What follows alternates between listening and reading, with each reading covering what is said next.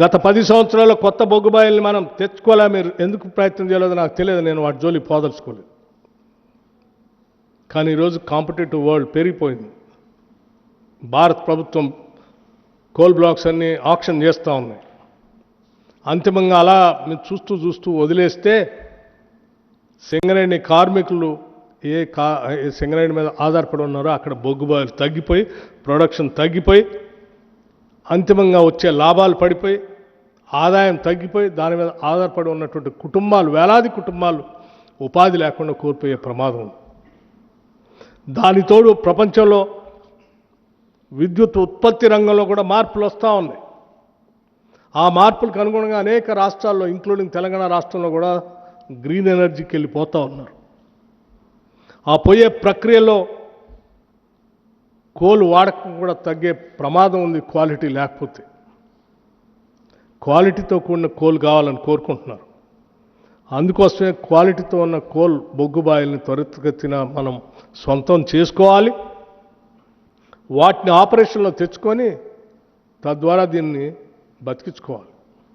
అందుకోసమే ఇంత ఎక్స్పర్టైజ్ ఉన్నటువంటి సింగరేణి కాలేజ్ని కేవలం కోల్కే పరిమితం చేయకుండా మిగతా ప్రాంతాలకు కూడా, మిగతా మినరల్స్లో కూడా విస్తరింప చేయాలనేటువంటి ఆలోచనతో ఈరోజు క్రిటికల్ మినరల్స్ చాలా ఈ దేశానికి అవసరమని భారత ప్రభుత్వం డైరెక్షన్ ఇచ్చి పదే ప్రభుత్వ రంగ సంస్థలు వాటిల్లోకి వెళ్ళవని ఒత్తిడి చేస్తూ ఉంటే సింగరేణి కూడా అందులో పోవటం కోసం ప్రయత్నం చేస్తాం. సింగరేణి మేనేజ్మెంట్ కానీ, కార్మికులు కానీ చాలా చిత్తశుద్ధితో పనిచేసుకుంటూ పోతా ఉన్నారు. ఈ ప్రభుత్వం కూడా అంతే కమిట్మెంట్తో పనిచేసుకుంటూ పోతా ఉంది.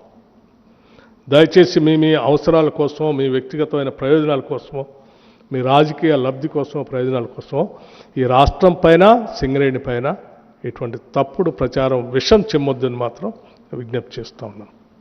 ఎస్, మీకు ఏదైనా అనుమానాలు ఉంటే my doors are always open 24 hours. Any time you can come and knock the door. దేన్నైనా ఓపెన్గా, ట్రాన్స్పరెంట్గా నేను చూపించడానికి సిద్ధంగా ఉన్నాను. ఎక్కడా దాపరికాని కూడా ఏం లేదు. ఇప్పటికైనా ఈ వాస్తవాలను గమనించి పెద్దలు రాధాకృష్ణ గారు, ఇప్పటికైనా మీ మీద గౌరవం ఉంది మాకు, ఇప్పటికైనా రాసిన కథనాలన్నీ తప్పుడని వాటిని తిరిగి ప్రపంచానికి, తెలంగాణ ప్రజలు తెలియజేస్తారని నేను ఆశిస్తూ ఉన్నాను.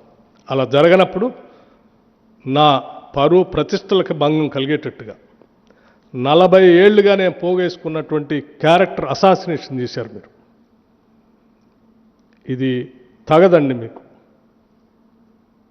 ఇది తగదు. నా ప్రయాణం చాలా సుదీర్ఘమైనటువంటి ప్రయాణం ఇక్కడ రావటానికి. ఒక్క రోజులో వచ్చిన ప్రయాణం కాదు నాది. ఎన్నో కష్ట నష్టాలు కోర్చి, ఎన్నో వ్యయప్రయాసాలు కోర్చి, ఎన్నో ఒత్తిళ్లను తట్టుకొని నేను ఎడదాకా వచ్చాను. ఆ వచ్చింది ఒక లక్ష్యం కోసం, ఒక సంకల్పం కోసం. నేను ఇటువంటి చిల్లర పనుల కోసం రాలేదు, చిల్లర కార్యకలాపాల కోసం రాలేదు.